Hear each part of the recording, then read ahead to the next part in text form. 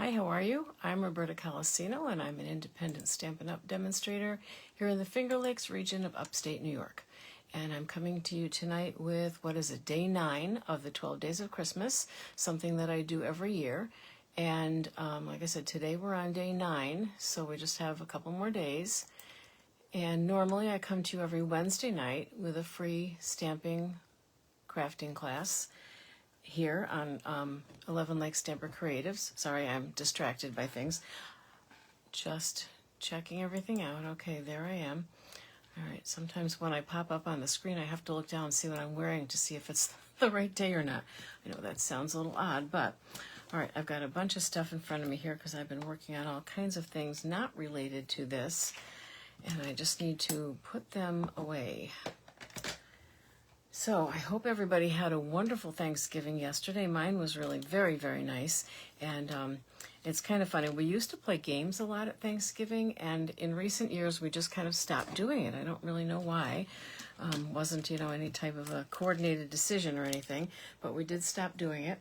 And so yesterday my daughter just brought a few games, including Uno, which is pretty easy to play, only she had the Star Wars version of Uno, which is quite different from what I remember regular Uno being. And we had, people playing with us, from people in their 30s to people 95 years old. Well, one person, 95 years old. And she was actually the card shark in the group, who I think remembered the rules after we went over them a little bit better than anybody else did. It was kind of funny. All right, so today, something a little bit different in the way of a gift.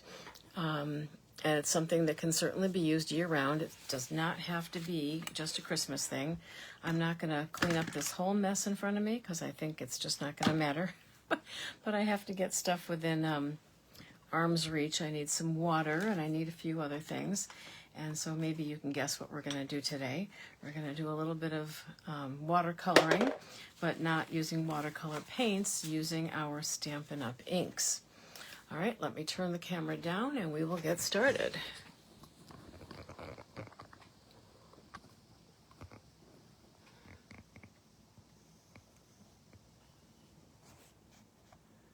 Okay.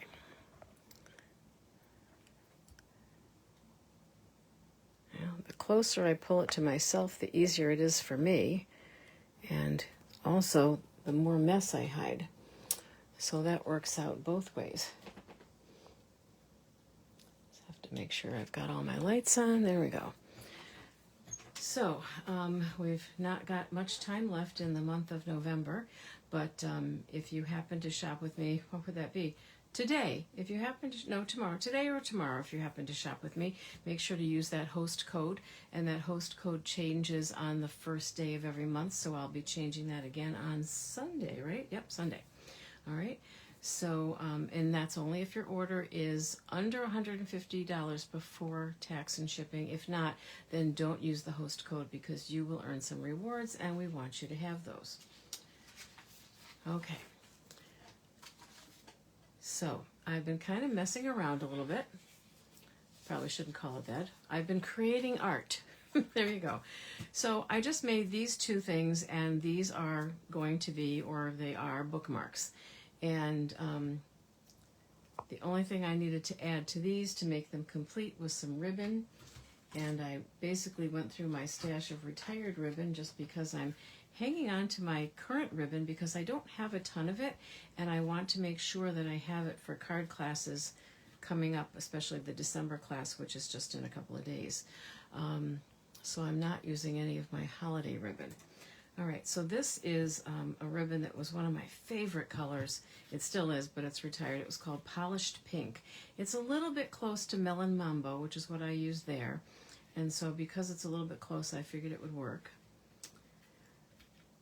So I'm just looking for the end of my ribbon here. I use these little sort of half pins. I forget what they're called or what their purpose is, but if you're a sewer, you probably know what they're for. I don't know what they're for. I just decided they were great for this particular thing. So, and then I'll show you another little trick. So if you've never seen one of these, this is a dental floss threader. So if you floss your teeth and you have to get like under bridge work or something like that, you use one of these threaders. And they're really good for getting wider ribbon or yarn or whatever you're using through a smaller hole. So all I have to do is put the threader end of this, the pointy end, through this hole here, which is an 1/8 of an inch hole, and hang on to that so I don't lose it, and just pop, and it pulls right through. Isn't that cool? Except if I'm doing the kind of ribbon that I'm doing right now, that's not going to work very well because now it's attached and I can't get it out. So if I were doing the kind of ribbon where you're tying it like this or even stapling it, and I have stapled ribbons and I don't think there's anything wrong with that. I use the small stapler though. So I can tie a knot. Sometimes I like to double it through and then I just put one end sort of through the other so that I'm not tying a knot. You don't really want a bow on the top of your bookmark, I don't think. Although, boy, I took way too much, didn't I? I could do it like this, and then if I cut it here and here, it would kind of look like a little bow, but it would be what we call a knot bow. Okay, so there we go. There's that, nice and complete. And again, you may not want to give someone a bookmark for Christmas, but then again, if it's a coworker and you're giving 25 of them out, then I think a bookmark is just fine. But maybe you're going to give someone a book for Christmas, all right? And then again, you don't necessarily want the book to be, or the bookmark rather, to be a Christmas design because they'll use it all year long. But you could, on the back, write, Merry Christmas, Christmas 2024, and your name or whatever.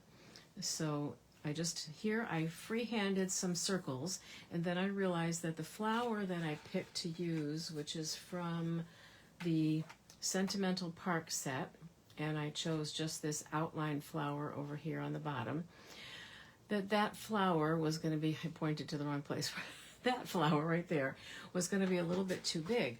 So I thought instead of trying to center it, it might be more fun to offset that if I had used our StazOn ink, which is a archival waterproof ink, instead of the Memento ink, then I could have gotten my watercolors out again and just made the circle bigger. But I think I kind of like it offset a little bit, so I did it both ways so it looks a little funny, but we don't care. And I did use, by the way, I should mention this, shouldn't I? And where did I put it? Oh, I used our Fluid 100 watercolor paper, which comes in sheets of 5 by 7. Oh, good grief, it was sitting right here.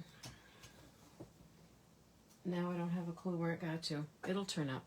And so I asked my friend Google to tell me what 5 inches divided by 3 was, and it's something like 1.6 something. So I did it as best as I could when I cut them into strips. I think I did 1 and like 13/16 or something like that. So 2 of them are the same size and 1 is just a tiny bit smaller. So that wasn't too bad. I'm not a real perfectionist. When I did it the first time, I didn't do it very well, and one of them came out much wider. Again, doesn't matter because you're not giving them all to one person, all right? So this one, I took the stamp set, something or other leaves, which I think I already put away, and it didn't have like one vine, so I just kind of kept going like this with the stamp, and I thought that was okay. I liked the idea of using the black as a contrast, okay? This one I haven't done anything with yet, and I did want to show you that if you wanted to, and if you're confident in some freehand drawing, you could take a very fine tip marker like this micron. However, this micron is 0.5. This one is 0.3, but it's blue, and it's kind of a bright blue, and I don't think it would go with those. I like the fine tip one better because I feel like I just do better, but in all honesty, you could just start right up here at the top and just kind of make a little line, like you're creating a vine, and then just make some leaves, okay? I always do that too. I always make it fat next to the vine, and that's really not the way it is because it's growing out. So I have to remind myself to make it more like that because that looks not so good. So you truly could do this freehand, and I don't think you have to be much of an artist or even have a particularly steady hand. And again, if this is the same vine, then I've got some fat ones, I've got some skinny ones. You might want them to be a little bit more even. But you could definitely do that on your own, freehand, all the way down to the bottom. And then you've got a vine. If we had a stamp set that had a vine on it that that is current that I have that I can find, that's a lot of ifs, I would have wanted to use that, but I couldn't find anything. We didn't have anything that long. I don't think we've ever had anything quite that long. So let me just show you how I did this, all right? So getting back to the one that was a circle, I honestly did do that freehand with the water brush.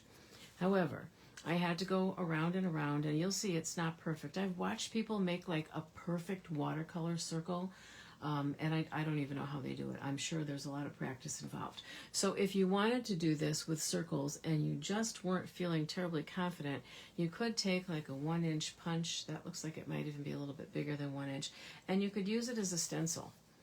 Right? There's no rule that says you couldn't do that. And it probably would be better if you used a piece of like plastic packaging or something like that, one of our window cling sheets, something that would be waterproof, but you certainly could do it without that. You could also, and I've seen people do this, you could trace it. So I'm going to show you one way. You could trace it with a pencil, and no, you probably would not be able to erase that pencil because it's going to be under your paint or watercolor. But I've also seen people do a thing when they're watercoloring where they take a marker like this one, and now they outline the circle, and no, I'm not getting it perfect, and they do that kind of on purpose, and then they'll go back again and they'll sort of do it again. Okay, now this is an archival pen. It's waterproof, so it should not run. Emphasis on the word should, because I don't think I've ever tried this.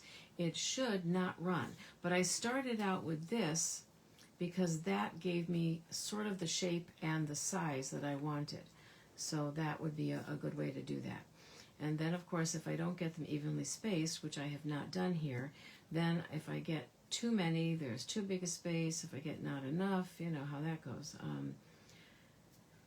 And probably using a ruler and a pencil first might have been a dandy idea, but I don't always do that. Sometimes I just kind of fly by the seat of my pants, and that works too. And then I would say that we would turn this upside down, and this would become the top where I punched the hole.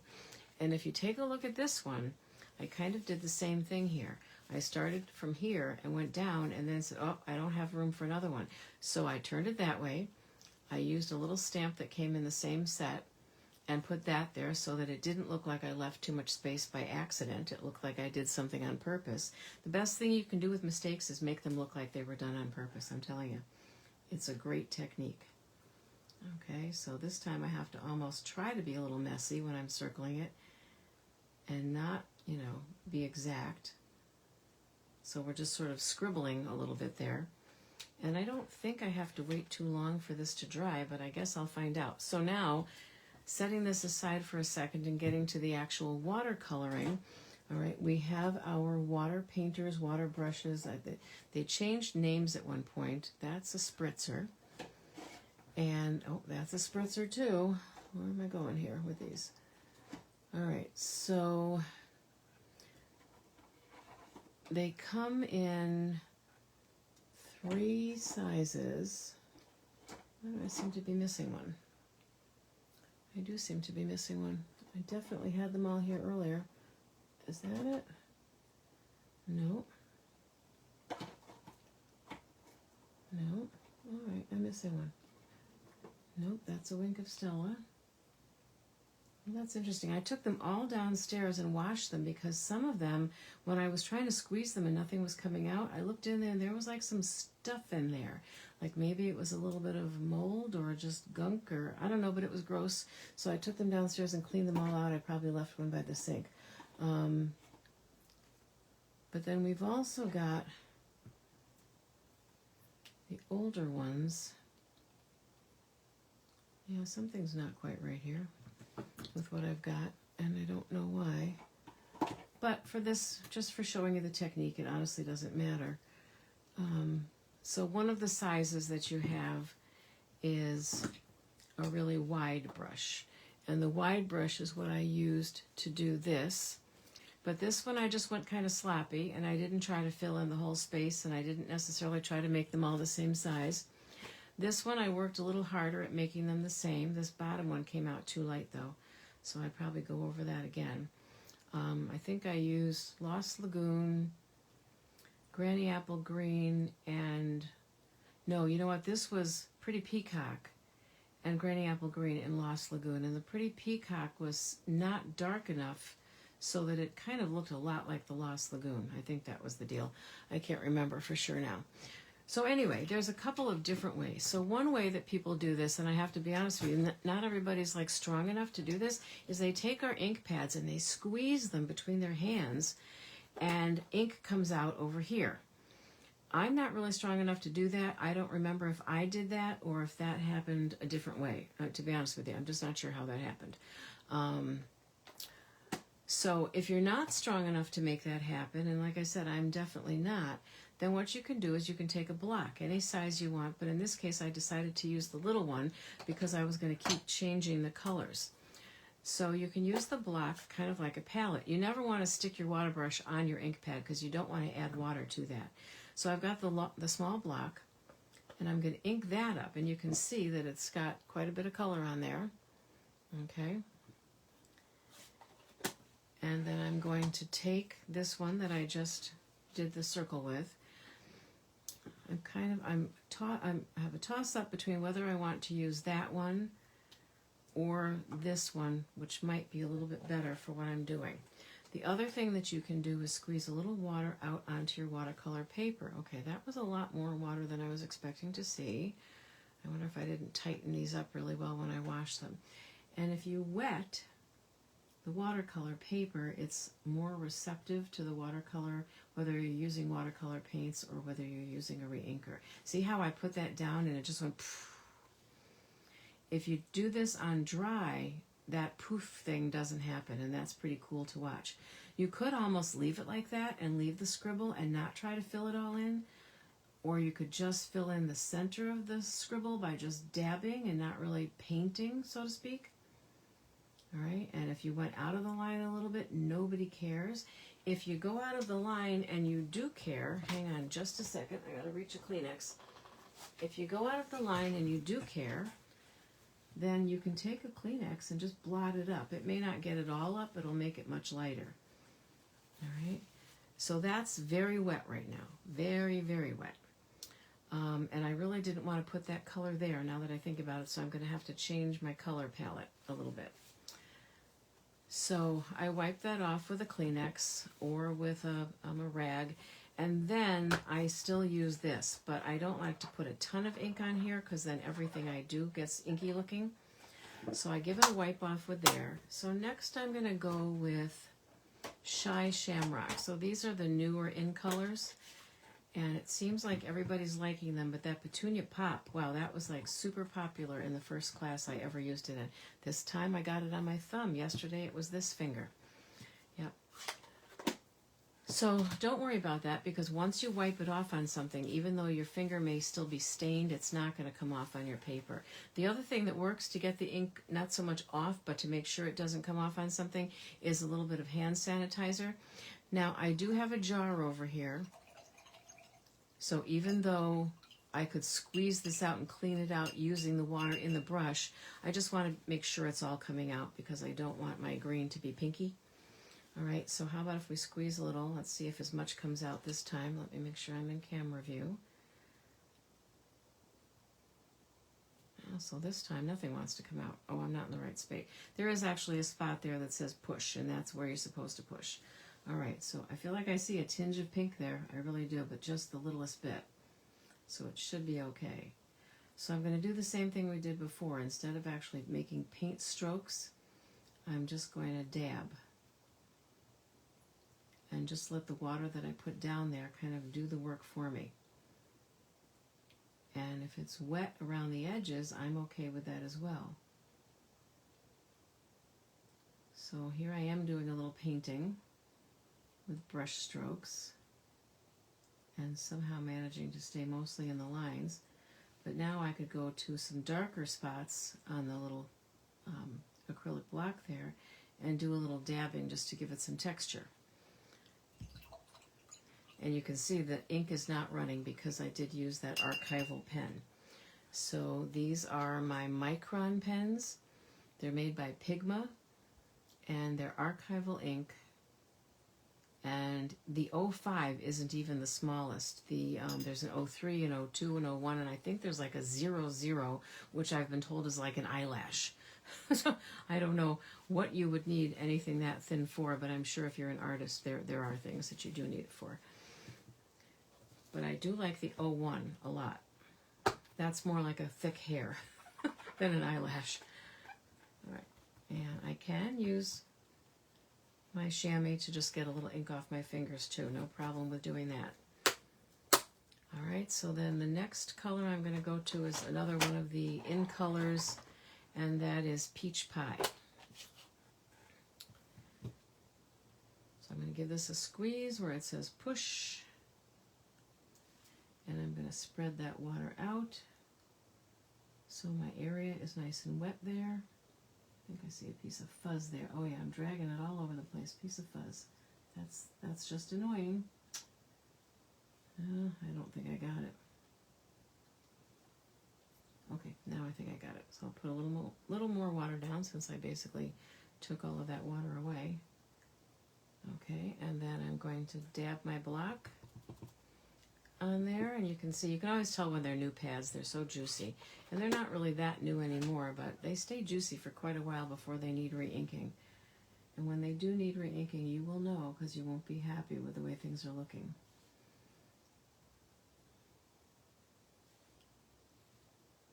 Now you'll see, probably from moving it, that some of that Petunia Pop has gone out to the edges because that was still wet. So I could have hit that with my heat gun and dried it, and then that wouldn't have happened, again, if I care. But I don't know if I care or not. It seems, it's okay with me, but you have to do what works for you. All right, I do want to darken this up a little bit. So that's why I'm kind of splotching. Okay, and we can call that done.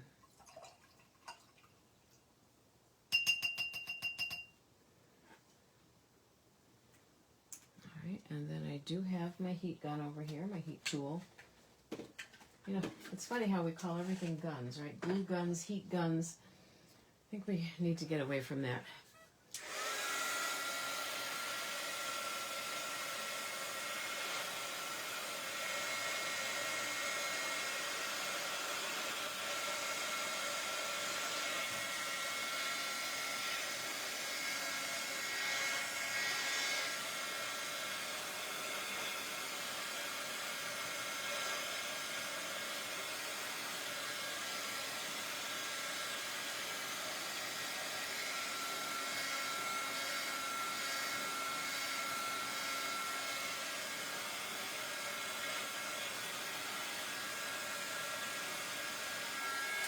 If you're going to stamp on top of this, you do want to make sure that it's completely dry, because I know that right here, I can tell that wasn't just a bad stamping. Something there was wet.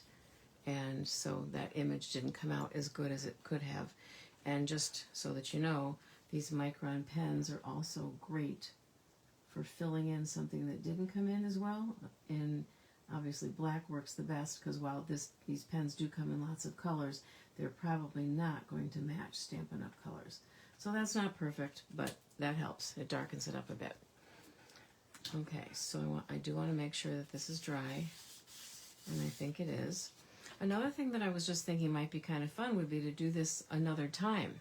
So to overlap a little bit, and then I probably could put more of them on here. That might be kind of cute too. I don't have a lot of time for playing this week, so I probably won't play and show you what I've done, but I've just got a lot going on this week. All right, so let's see. What could we use? Again, I don't have a lot of little flowers either that I can think of. What? Oh, I see something. Hang on. Let me see something.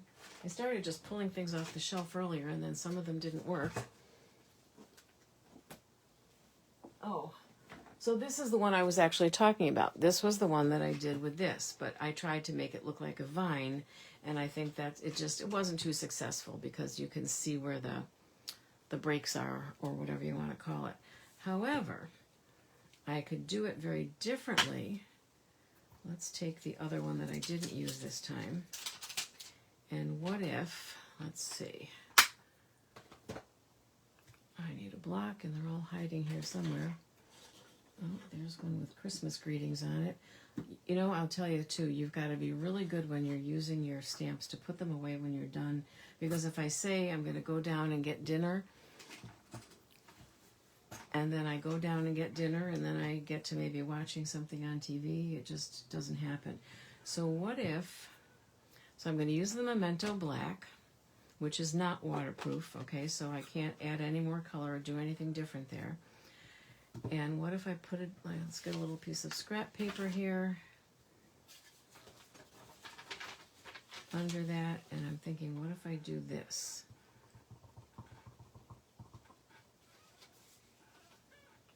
Oh, look at my thumb. Good grief. Okay.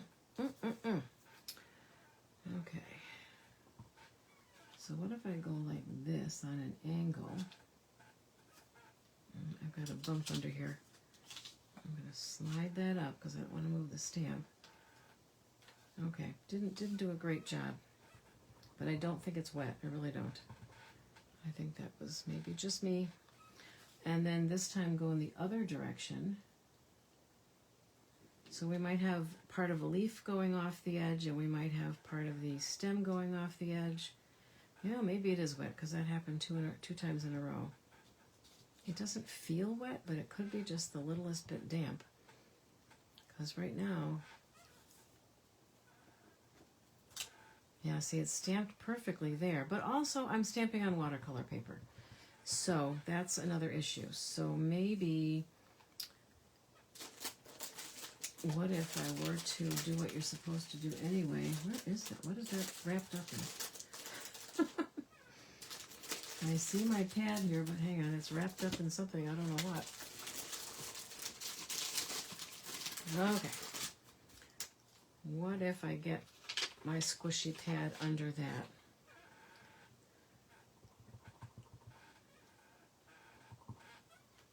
And this time I want to go this way. And then hold it down a little bit longer and press it a little bit harder. So the thing with the watercolor paper is it's just, yeah, it's not going to get in all the little, because watercolor paper has quite a texture to it. So it's not going to get into all those little nooks and crannies. For the ones over here that I'm just really not happy with, I could certainly come in and color those in a little bit more.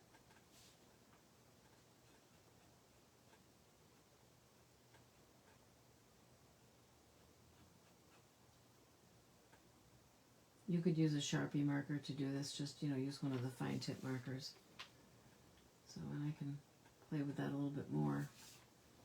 But that will help it look better. And again, nobody else but you is going to know that you did a little repair work here. What is that? Somebody calls it creative repairs. Is that the term she uses? Yep, creative repairs. I had to look because I have these little signs taped to my tripod arm that just remind me of some things sometimes that people have said that I think are cute quotes. All right, so there we go. And then I could stamp something else up there, or I can just, well, there's another thing you can do.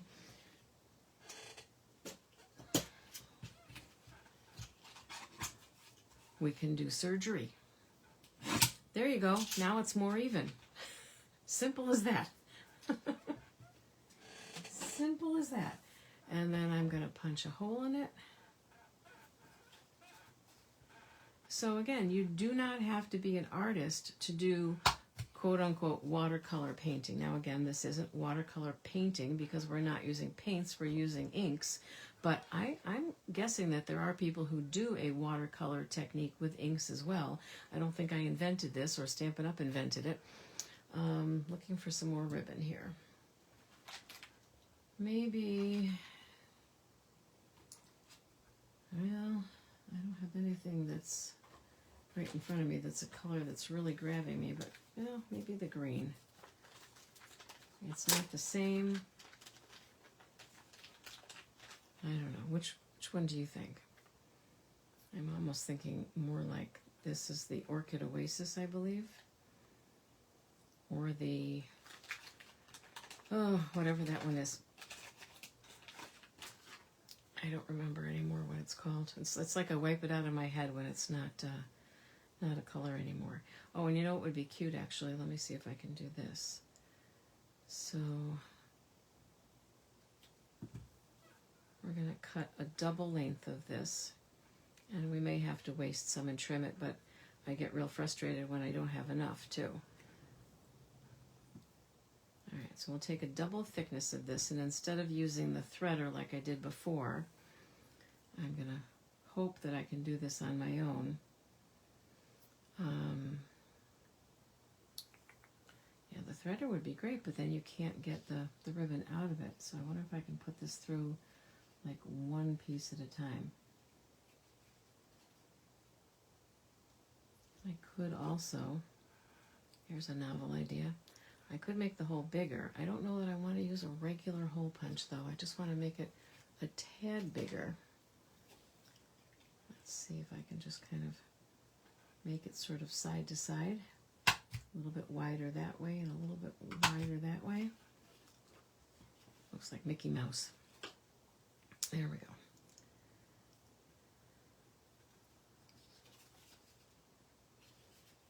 I always put it through the wrong way the first time for the technique that I want to use. Is that right? So basically what I want to do now is take the pieces that are in the back, bring them to the front. Yeah, it's backwards. No, maybe it's not. No, it's not. It's okay. All right, and do that. And then we've got, so it's not quite so so thin. So we've got 4 strands. And that looks kind of pretty. It doesn't match any of the other colors, but it doesn't not match either. It contrasts. So there's another bookmark. The other thing that you could do if you wanted to is you could take your corner rounder and or another thing, let me just show you this because this is kind of a cute technique. I've done this on cards as well, where you corner around opposite ones and not those. That's kind of cute. I don't know why, but I like it. I think I like it better on a card though. Maybe because this is so long, I'm not liking it as well. There we go. So that just kind of gives it a different look from the squared off look, and I think that's really pretty. Now I have to think of things to do with these. All right, so what I had done with the other one, let me put these away before they're just rolling around on my desk and get lost. All right, the other thing similar to what I did before was just to go across with the wide brush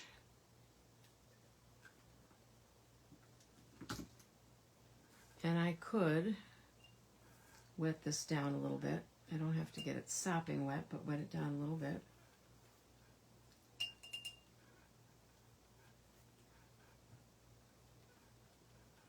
Okay. And then pick some different colors. So let's see what else I've got here that I can play with. You know what I don't have is any blue out here. I've got lots of greens. Okay. There's 3 sitting right there. So how about if we use boho blue, azure afternoon, and blueberry bushel?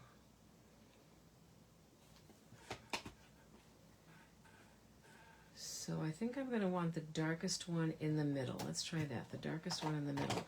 Or we could do it ombre style.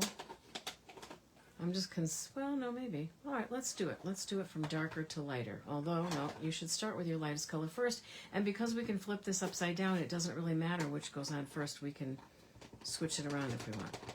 If that makes sense. All right, so this is boho blue, which I think is the lightest of those. I would say it is. All right, and then I'm going to squeeze a little bit of water out on that. Okay. And, if you have too much water, then all that's going to happen is it's going to be lighter than you intended it to, and you can always go back and add more.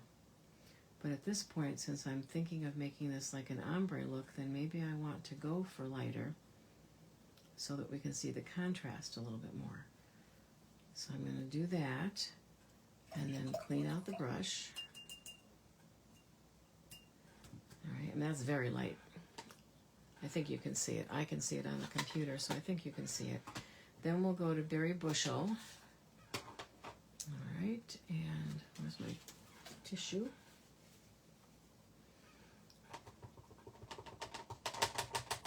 And we'll ink that up. And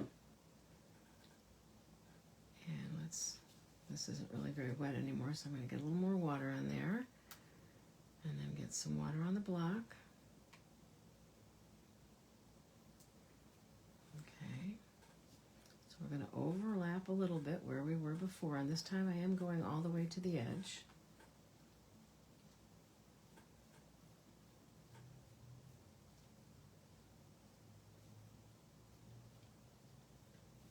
And like I said, it's not a problem because we can go back and add anytime we want. Okay, I clean that off. And what I'm going to do, I am going to save that because there's so much color on there, I hate to waste it. You can also use your reinkers and just put a drop or two of your reinker for the color that you want to use. And sometimes I say that to people and they say they don't buy reinkers, and I'm going to tell you, don't do that, buy them, because if a color retires and you really love it and you don't have the reinker, it becomes harder and harder to get those, because then Stampin' Up! Doesn't sell them anymore once they're done on the clearance rack. And then, you know, then you're talking about people on eBay who know how badly you want it, and they're going to charge you $10 for one reinker, which is just unfair. Okay, so now this is the Azure Afternoon, and I think I kind of goofed. I think that should have gone here, and the Blueberry Bushel should have gone on the bottom. So we can sort of fix that. I can also darken that up a tiny bit too, but I can go over this, what I did before with the Blueberry Bushel. I wet it down a little bit to lighten it, and now I'm going over it again, but with the Azure Afternoon. Okay, and then I'm going to go back to my Blueberry Bushel block and get some of the excess water off of my brush, and I'm going to go in here and see if I can really darken that up.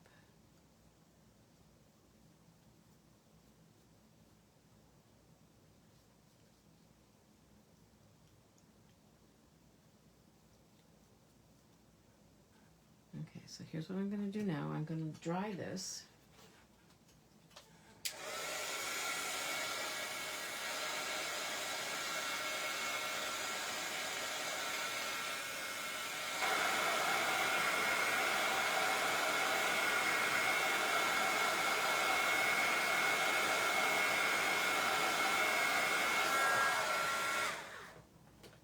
And the same techniques that I'm using here on bookmarks. That cat, did you hear that? When he wants something, he starts throwing things. I don't have any other word for it. He just takes his paw and he starts flinging things. And that's his way of letting me know that he wants something. And because bedtime usually involves a couple of treats, if it gets to be like 10 minutes past 11 o'clock, he starts flinging things around the kitchen. And there's no other word for it. He really is just like tossing things with his paw. It's funny until the time he broke a dish that I really didn't want broken. You know, some things you don't get upset if they get broken, and some things you really do. Okay, so that's much better. So we're seeing the difference there. All right, so I'm going to clean that off. Close that up before I use it by mistake. And then I think I want to come in with the boho blue again, because that's so light. I don't feel like I'm even seeing the contrast there. So we're gonna, let's use the bigger one and get a little bit more color on there. Wipe that off. It can be a little messy doing this, but it's fun. To me, it's like playing, and it's fun. And you never know exactly how it's going to come out, because it won't come out the same way twice. Okay, I'm going to get off a little of the excess water. Oh, now we're going to have a problem with it being too dark if I'm not careful. Okay.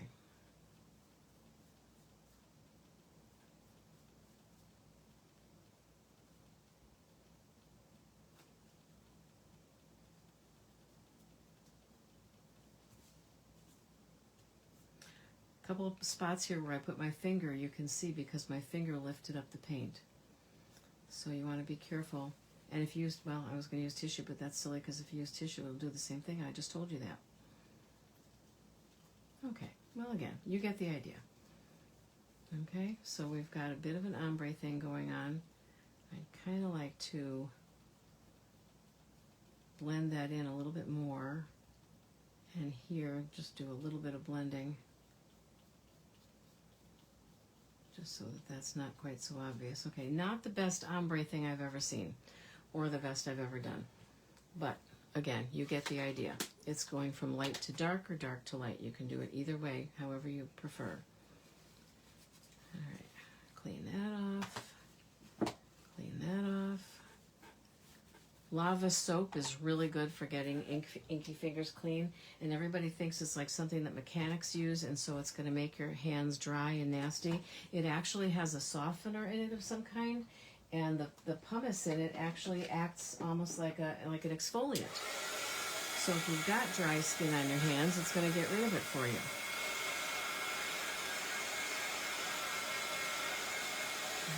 You flip it over. It's not so much to dry it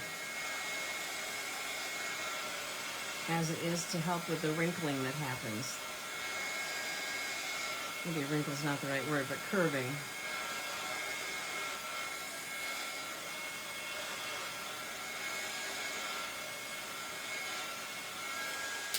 Now on the other ones, I think, I managed not to get any ink on the back. Nope, no ink on the back of any of these. So this one has ink on the back.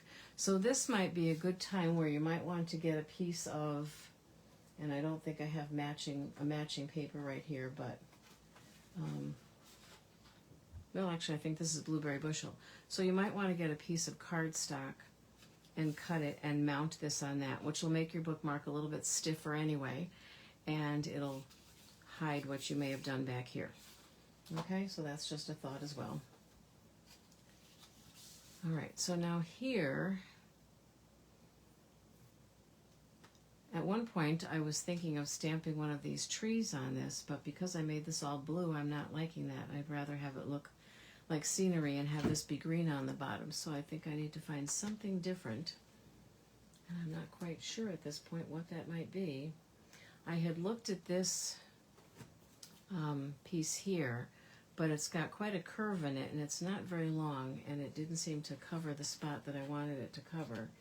So I didn't like that one. Most of the ones I pulled out I ended up not being happy with, so I'm not really sure what to go with here. We just didn't have the long vine. I was thinking of that, something or other, masterfully gorgeous or gorgeously something, I don't know. But that retired, and that had a nice big sprig of greenery. All right, something else is catching my eye up here. Oh, excuse me. Oh, it's Changing Leaves, which I like, but the leaves are too big, I think. Sorry if I bumped the camera. Got my shoulder in there. I think the leaves are too big.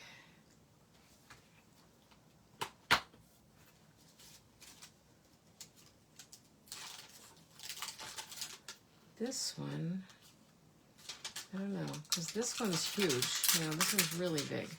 So if you stamped off, well, maybe it wouldn't matter. I don't know, you can still see it. We could try it. We could give that a shot. Let me just make really sure that this is dry.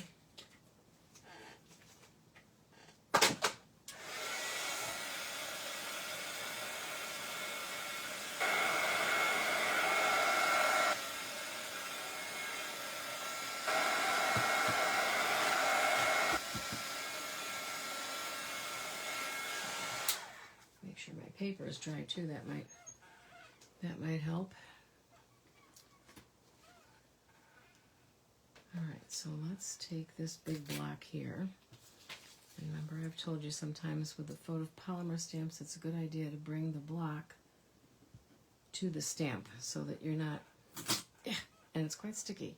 Okay, I'm going to redo that though, because I don't care if the stem goes off the edge, and I don't even care if a couple of the leaves go off the edge, but I don't want the top leaf going off the edge. At least I don't think I do at this point. Okay, so then we've got, this is the Memento ink that I put on the non-inked Whisper White craft ink.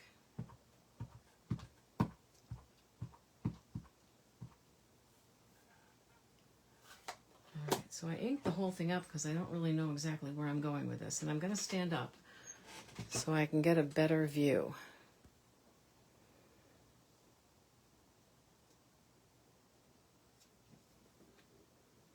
And I can also get a little bit of a better press.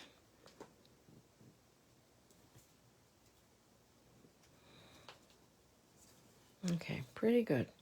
Oh, but you know, I didn't put the pad under it, did I? Like I did the last time. Don't even know where that pad got. You know, that was like 4 minutes ago, right? There we go. All right, let's get the paper on there. So that top one I'm not thrilled with, but it's okay.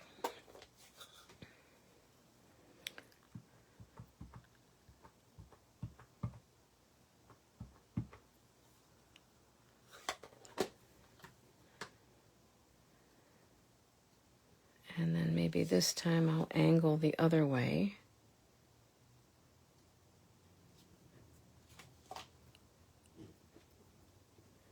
I can also, as long as I am careful not to move this, if this leaf was the problem for whatever reason, I can keep holding it down with one hand and then just really press it down with the other. Or you could use your Stamparatus.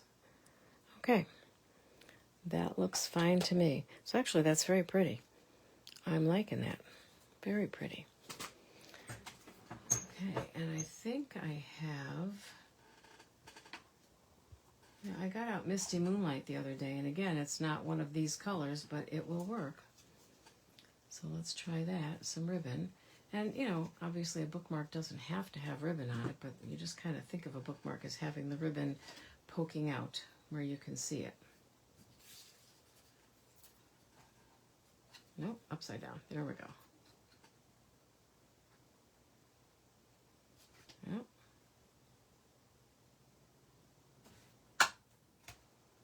Okay, I think I'm going to do the same thing and just try to make this one just a tiny bit bigger.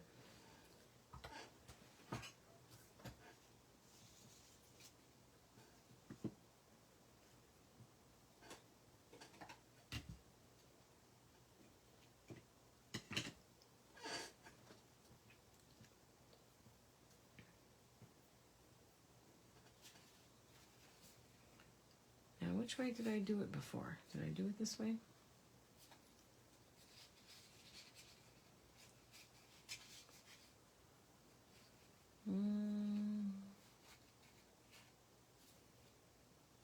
Nope. I did it wrong last time, but it didn't matter because I was using the twine. But with the ribbon, I think I'll like it better. So I'm going to try to remember this, and you can remember it too. The ends, if you're doing it this way, the ends go through from the back. The ends go through from the back. And then when you pull this side over,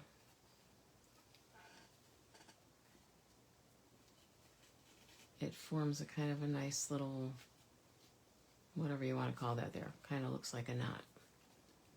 And you can definitely put a dab of glue under there just to make sure that it stays put. All right, and so now I'm going to trim them on an angle like that, and we're good to go.